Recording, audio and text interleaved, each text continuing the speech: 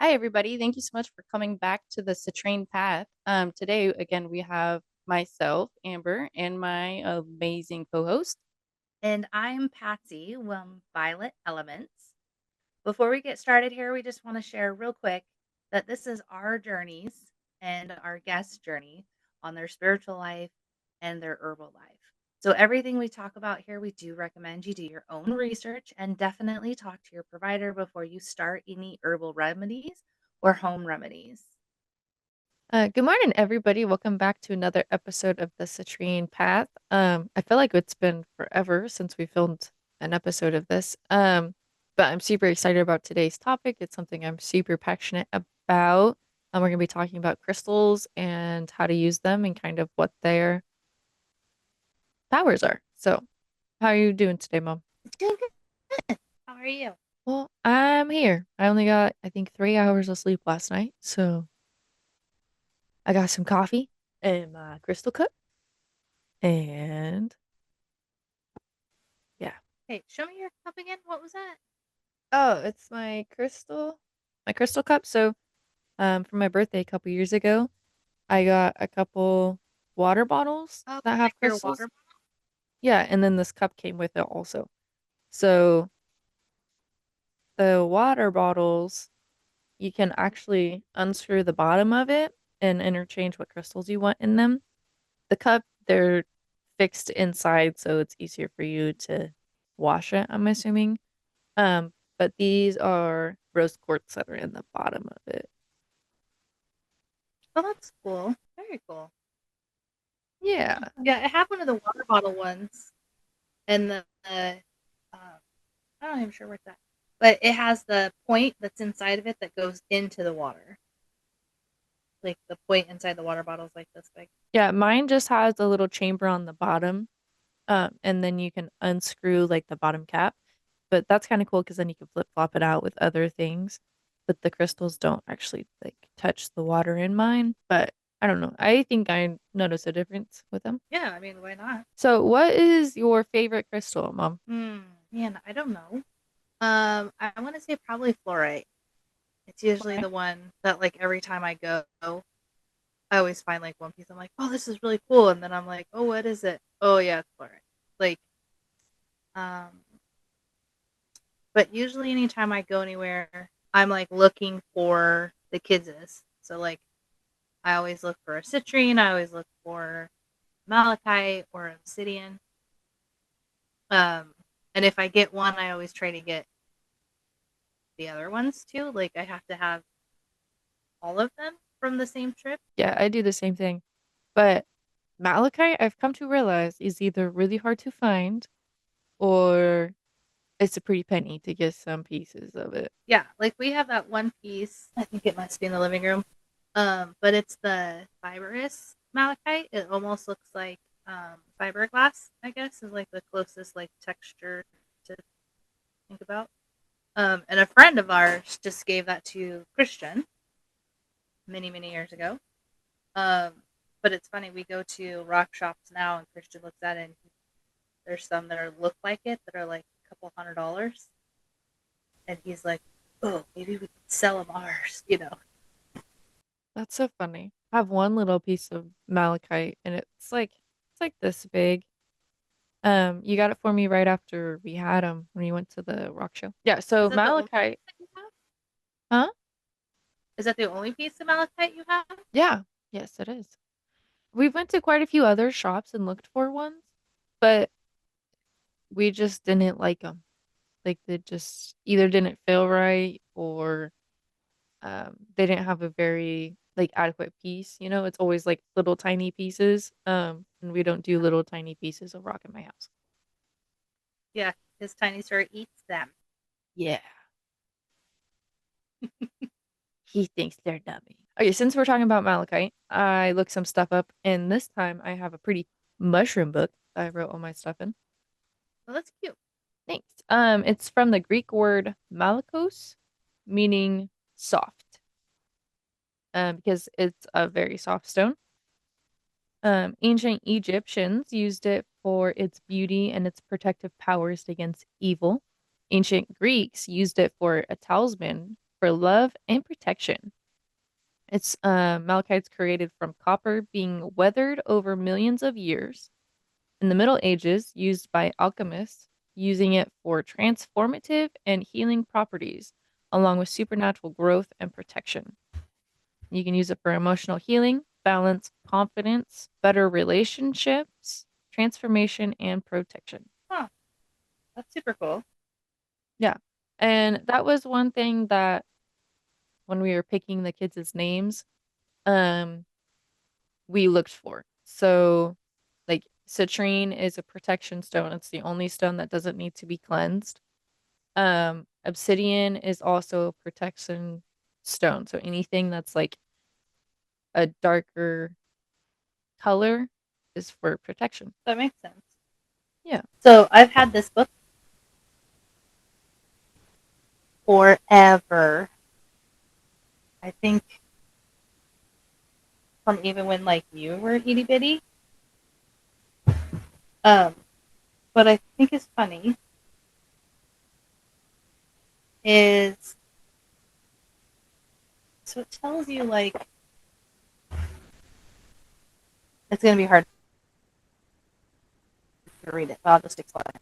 So it has two sections that has like somebody's point of view. So like, and then I had never realized this before until like recently. And man, I literally have had this book for probably 20 years, right? So on, I'd say each stone, there's probably like 2 pages on, but it says spiritual, emotional, physical, and affirmations at the back on the bottom of each section. So even this book that I've had forever ago that looks like it's very scientific type one even shows spiritual, emotional, physical, and then gives you an affirmation to use with the stone, which I thought was super cool. That is super cool.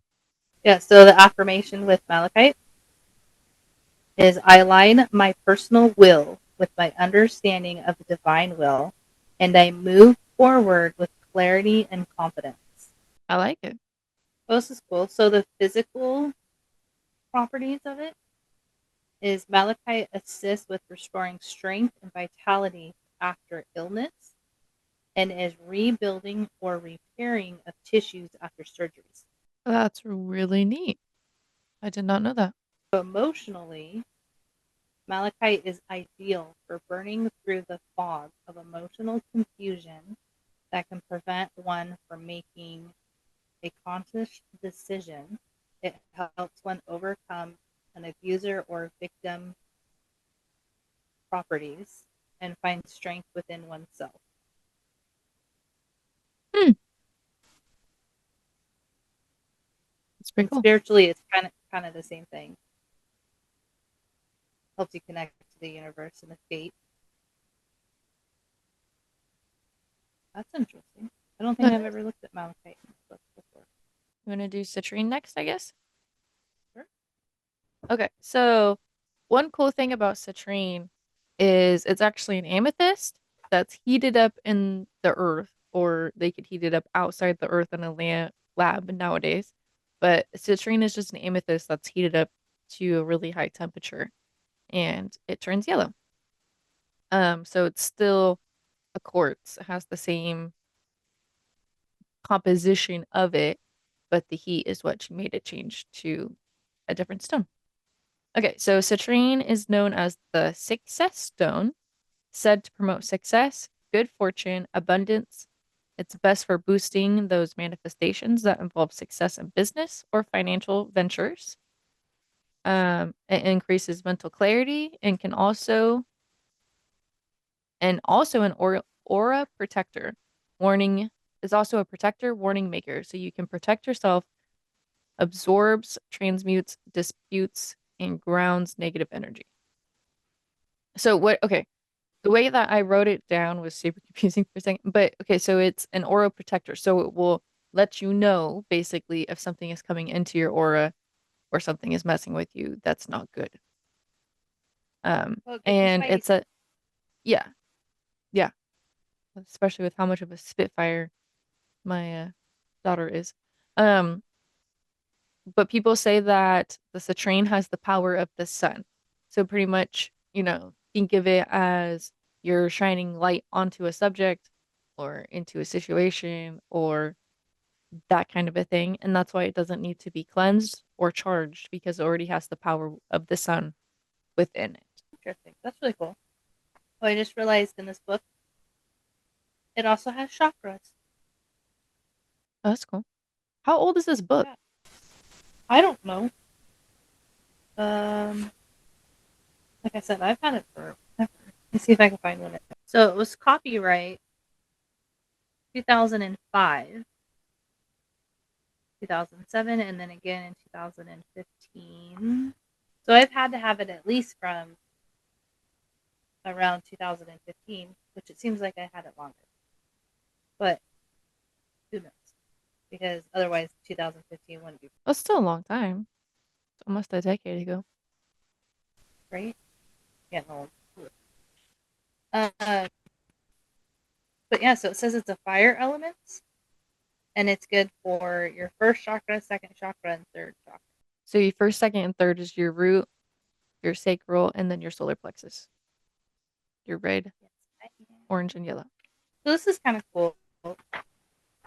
Um, it talks about like how you were talking about. It can either be created in the ground with heat and pressure, or it could be heat treated from an amethyst. So it actually gives a spiritual, emotional, and physical aspect on each of them. If it's natural or so it looks like if it's a treated one, they have a closer similarity to amethyst. But if it's a natural citrine, it has a greatness for uh, manifesting and allowing to be purified the manifestation channel and bring the divine energy into form through intentions and actions.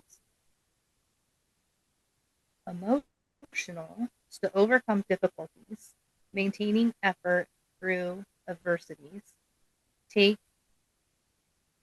action to resolve different situations, to assist one in overcoming feelings of being under deserving of abundance.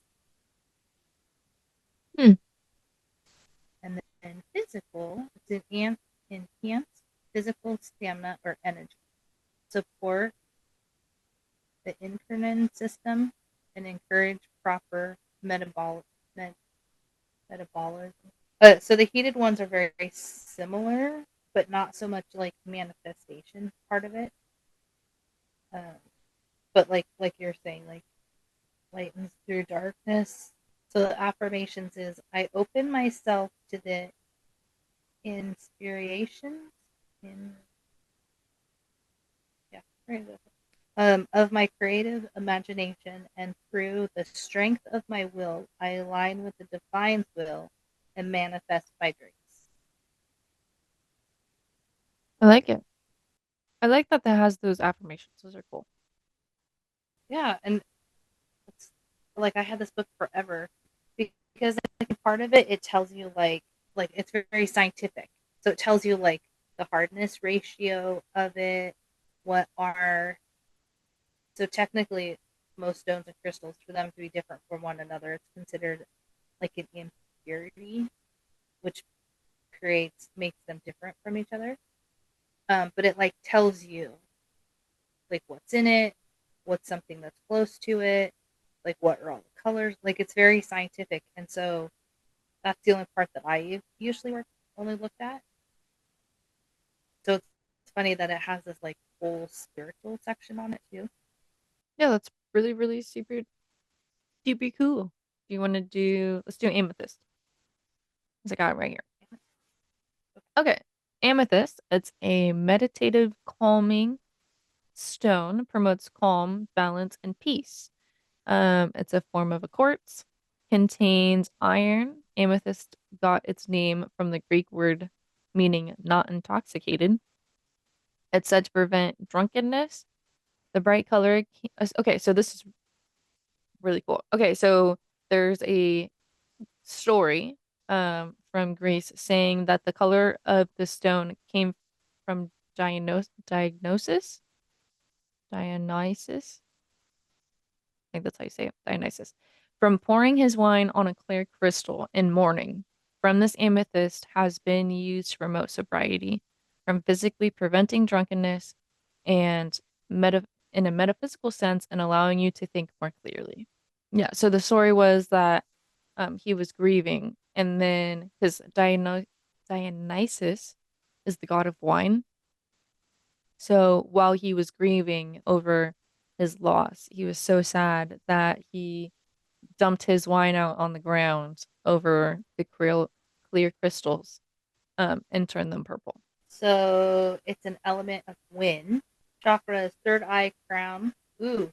So this book, so correct me if I'm wrong, but there's like 27 actual chakras, right? So we're the third dimension is 1 through 7, and then there's 8 through whatever is the fourth dimension, and then like 17th through 27th is the fifth dimension, right?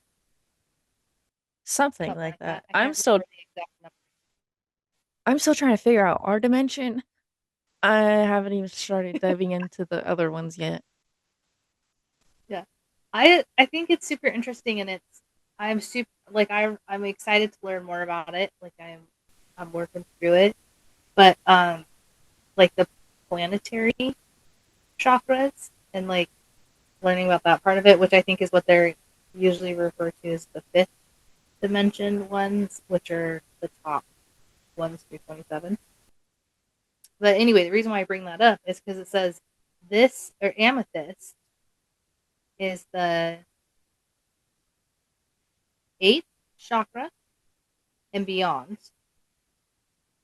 Um, all chakras above the head. Oh, So it's chakras good for above the what? third eye, the head. Okay. So, but I think it's interesting that it's good for the sixth chakra, your third eye, your seventh chakra, your crown, or eighth chakra and beyond, your head. Mm-hmm. So it's funny, like if I would have read this book in its entirety before, that's funny that it has like the other chakra. Yeah, that's really cool. So your third eye, you know, for people who don't know, is your like your third eye that everybody talks about. And then your crown is what connects you to the universe and to everything around you. And then beyond that is further deepening that connection with your other dimensional chakras. So with saying how powerful amethyst is and being like a meditative, calming, um, connection stone, that really makes a lot of sense. That's cool. I'm just like scanning over this paragraph, and even in here it talks about the Greek god myth of, and it doesn't say the god, but it just says amethyst comes from the name meaning not drunken, and the Greek myth. But it also says that it's amethyst is said to have always been the ninth stone in the breastplate of the high priest of Israel. I haven't heard of that before. That's interesting. That's something to look into for me. Amethyst is also mentioned in the legend of the violet flame, which I know a little bit about the violet flame. That's where uh, my name came from. Has to do with healing. Okay, let's look up the amethyst has like 3 pages. Okay, so spiritually, amethyst affiliates with meditation and energizing communication and communicate with one's guides and angels. It assists in surroundings to the divine and assisting one's spiritual power as a creation of the divine. So that makes sense of why it's saying like for your third eye and your crown. So, emotional. Amethyst can help one identify the root cause behind behaviors, habits, and emotional patterns, which create imbalances and disease. Physically, it's traditionally been used to counter addictive behaviors through thoughts and patterns. It leads clarity of the mind and makes it more difficult for alcohol, drugs, and other addictions to alter one's mood. It helps balance the nervous system and the brain. Freaking And then cool. the affirmation, right? Which kind of reminds me, like, we had that friend that had a big amethyst point, and they were a counselor for substance abuse, and they were always talk about how like they would have people like hold it when they were like telling their story and stuff like that, and about how it slowly started to lose its purple color, and they were really worried about it, and then all of a sudden it started turning into like citrine colors. Um, but it's funny that they were just doing it out of it was there and it was cool, but yet the story that you were telling and then this here all kind of goes with the same thing. Like, super interesting. Yeah, and oh, So and yeah, um the citrine and amethyst are also really good at balancing the energy in a space. So that's why, like, if you go into a lot of yoga studios or like metaphysical shops and stuff like that, they'll have those huge amethyst clusters and stuff in the corner, because it balances all the energy out in the space. Okay, keep going. Sorry, I forgot about that. yeah, the little my little yoga, or not yoga, my Reiki instructor, the one that I originally started with, she had two that were like huge in her house that like the kids would be able to stand inside of huge. And she was talking about that she's had them since she was like in her early 20s, and she just got them because she thought they were cool. Um, and it was before she kind of started on her journey. And she said that through the years she thought about selling them, and at one point she was trying to give them away because they were too big to like move, and she was tired of like shuffling them across the country and stuff. Um, and then she said that she couldn't even give them away; like nobody would take them. And then now they're both worth like thousands of dollars. But yeah, just thought it was funny. Okay. That's so funny. Um, isn't it weird? I was like, I'll take it. Affirmations. I am purified, uplifted, and protected through my connections with the divine. Okay, so now we got to do obsidian because we did the other two. Um, so obsidian, well, black obsidian. Let me verify what I was black obsidian. There's several different types of obsidian. There's like red obsidian, rainbow obsidian, uh, Dalmatian obsidian. There's so Yeah, in many this book different it ones. has snowflake, rainbow, peacock. I wonder what peacock. Peacock, I haven't heard of that one. And then gold sheen, which I have my little totem guy. He is a silver, so he like looks black, but then if you like move it in the light, it has like this Yeah, silver so sheen to it. that's cool. So so obsidian is lava glass, essentially. It is lava that's been like super cooled, I believe. Um, or something like that. And it creates obsidian. Okay. So it's used by the Mayan merchants dating as far back as 100 BC. It was considered incredibly precious, even more than gold. In Mexico, it was known as the divine stone. Oh, here's a cool little splurge. So Apache tears, which are small, smooth obsidian stones, they're commonly found on like just the top of the soil, right? Um, and they're just perfectly small, smooth. Okay, so here's the story behind those. It says in 1870s, U.S. cavalry surrounded a group of Apache warriors at the cliff's edge in Arizona. Knowing they'd be killed, they willingly jumped off. The tears of the grieving families turned to stone. Due to it being a mirror, it makes you look into your soul and can give you the deepest kind of soul healing. Okay, can I kind of just smash those two things together? So the Apache tears, that's one of the most common stones for you to use in the grieving process, either for yourself or other people. Obsidian's really popular in feng shui due to it enter your enter your own mind when placed on your third eye. It can help you discover your purpose for being here, ask questions, and hear whispers answer you from the spirit realm. This is also a protective crystal. It's a shield against negative energy and remove negative spiritual influences. That's pretty cool. Yeah. It makes me think of a lot of cool things that I could do that with within our um, wheelhouse with our clients. Mm. Yeah, and if you can put like obsidian on your crown chakra also, um, and it's a, like will help amplify and kind of boost the noises and stuff that are in the universe back to you, what you're supposed to hear. People use obsidian a lot to make scrying mirrors and stuff like that if you're into that because it's a dark surface. And it's a little bit more durable than glass most of the time.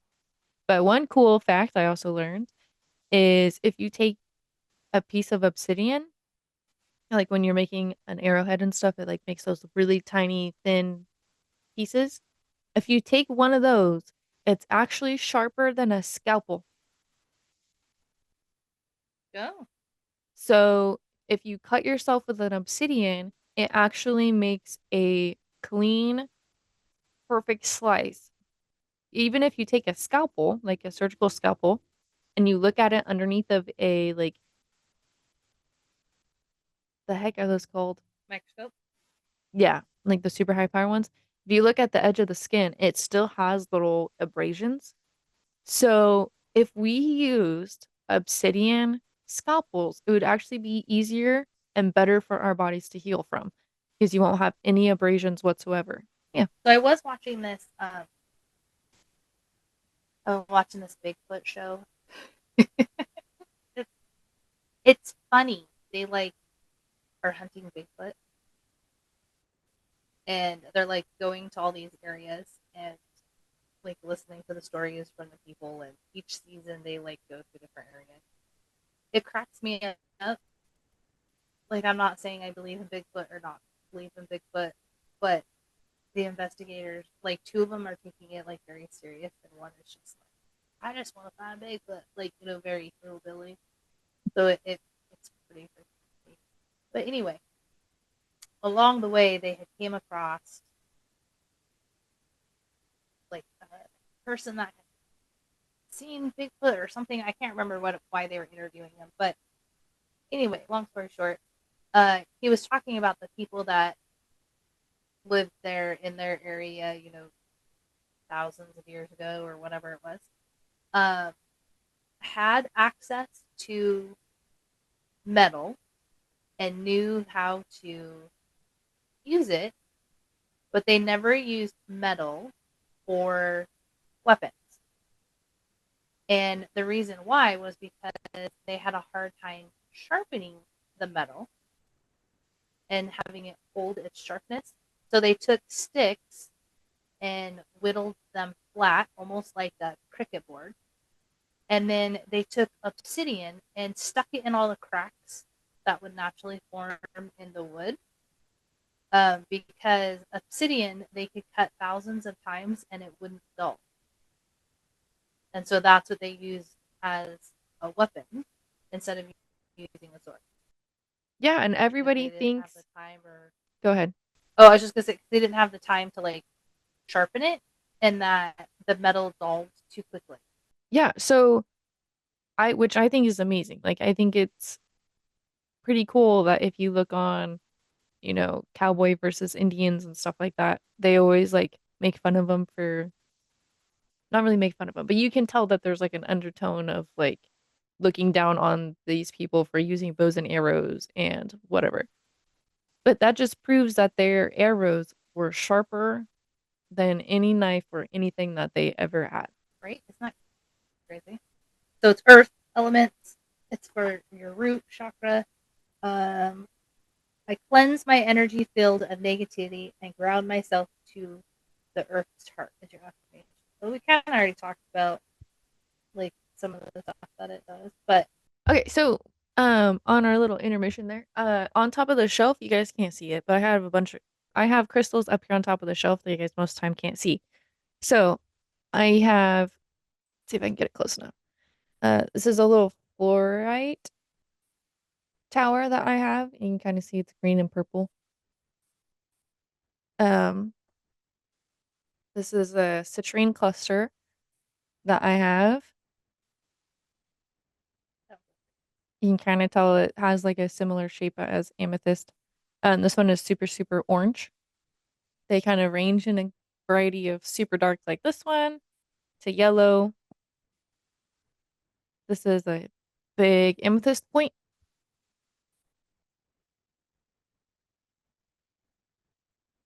You can kind of tell how dark it is. A little pro tip, if your points don't stand up, you'd use Play-Doh and make a little stand for them. That's what I did. And then this is a clear quartz point. So I didn't really write clear quartz down, but clear quartz is kind of the master of healers in the crystal world. It amplifies the other crystal's power.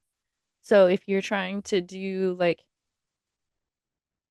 something with amethyst, you can hold amethyst in one hand and then here hold a clear quartz in the other hand. and it's also like you could substitute for most other crystals if you don't have it for what you're like wanting to do. Yeah, and clear quartz most time is the crystal used for your crown chakra. They could look that one up too. Okay, so so it has the element as storm. So does that mean it's like all of them? You got wind, fire, water. I don't know. I haven't And it heard of says the that it's element good for storm. all. Right now, I have to look it up. So it's a pretty hard crystal because it has the hardest ratio of 7, where obsidian was like 5.5 to 7. So this one is a strong 7. Spiritually, clear quartz encourages clarity on all levels.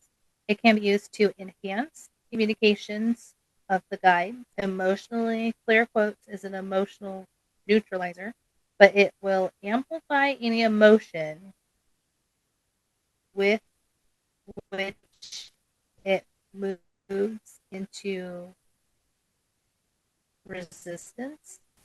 You're like really pissed off, does that mean it makes you like really pissed off until you work through it? Physical, clear quartz stimulates the nervous system and growth of fingernails and hair. It can also assist in removing hesitations in a connective tissue. It goes into like location. So like Arkansas, Brazil, Madagascar, a bunch of places. So each one has like a little bit different stuff to it. That's crazy.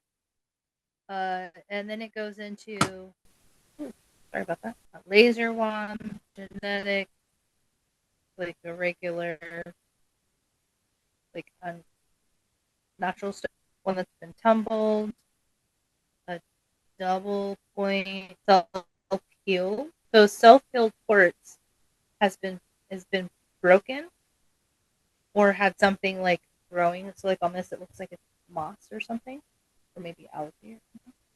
And the crystal like heals itself and entombs whatever the growth is. So like this picture, it's like looks like a point, and then on one side it's like really bumpy, like where it was growing, but then the center of it, it looks like moss or something is growing in it. So that's a self heal, but all of them have different properties and stuff to it. Well, this is going into like, so you know how you had that point that you had held up and was showing. So on this, it's talking about like depending on how the surfaces are of the point, like if they're some are like elongated and then on the other side the point surface is like little. those all have different meanings to them. Oh, that's cool. Yeah, I'll have to look into that more. That's a lot to try to navigate right now. We didn't talk about this, but what's your favorite stone crystal? I don't really have a favorite. I really like sunstone. It's like orange and it's yellow sparklies, and it's to help like bring good fortune that to you. I don't remember what else. But yeah, I don't know. Don't really have a favorite. I kind of use Is whatever it I feel like I need to have at the sparkly? moment. Yeah, and you've always liked the sunstone because I remember you being like really little and we'd go places and that was like always the one that you gravitated towards. Yeah, like I have a pine cone that has a sunstone. I have a couple of sunstone rings. My wedding ring is actually Oregon sunstone. It's funny. There's like two different kinds of sunstone people talk about. So there's like the Oregon sunstone, which is quite a bit different than this other one I'm talking about. But I like both of them. I think they're both gorgeous. Ooh, so for a sunstone, its element is fire, and it is good for your second chakra and your third. So what does the picture look like for that one?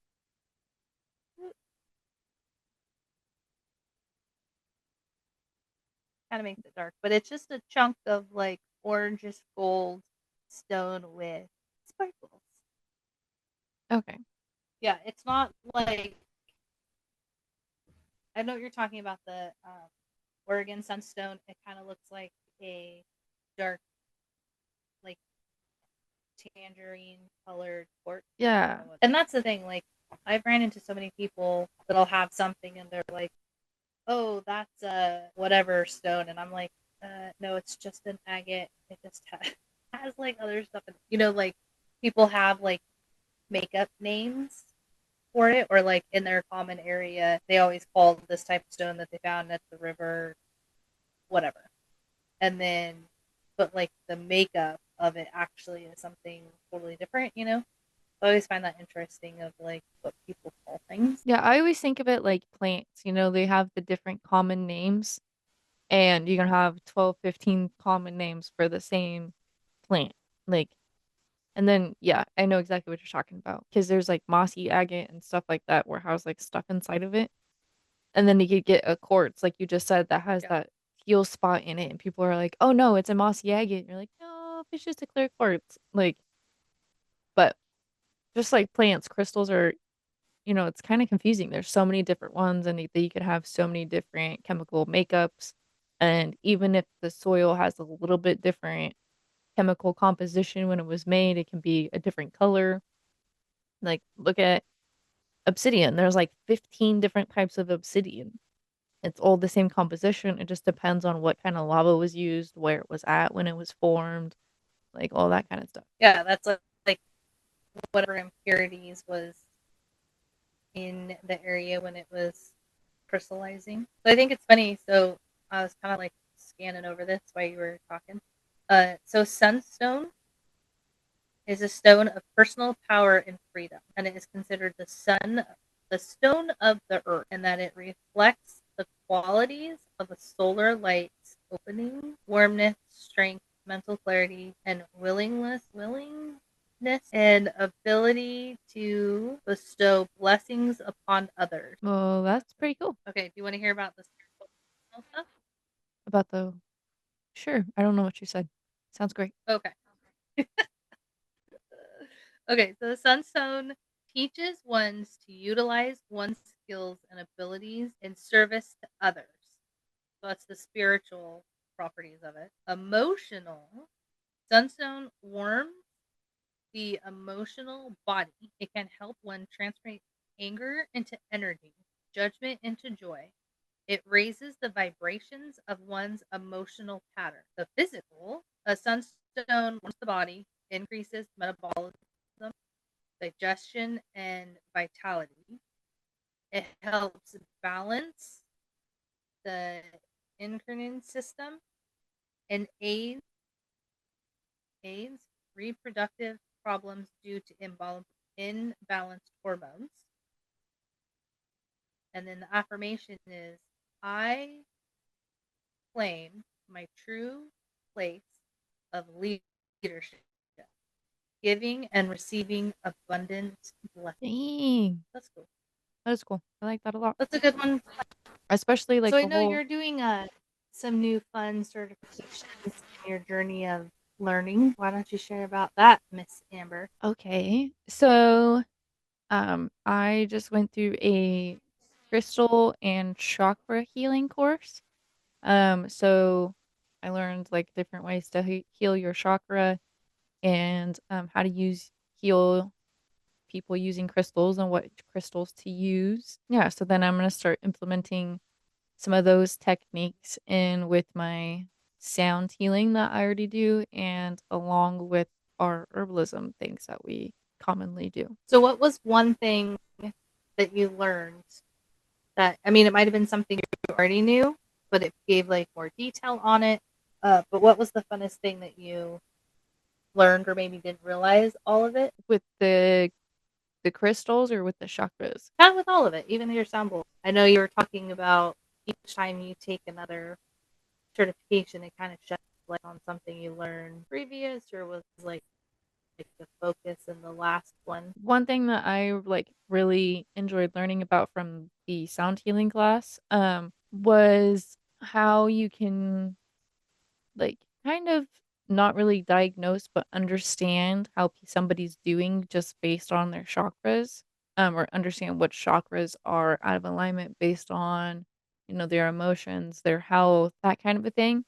And so that's what really propelled me into taking this last course, was because I wanted to kind of dig deeper into the chakra system, and at least on our 3D chakras, and figure out how to align those, and then putting the crystals in with it. That's like my perfect cup of tea.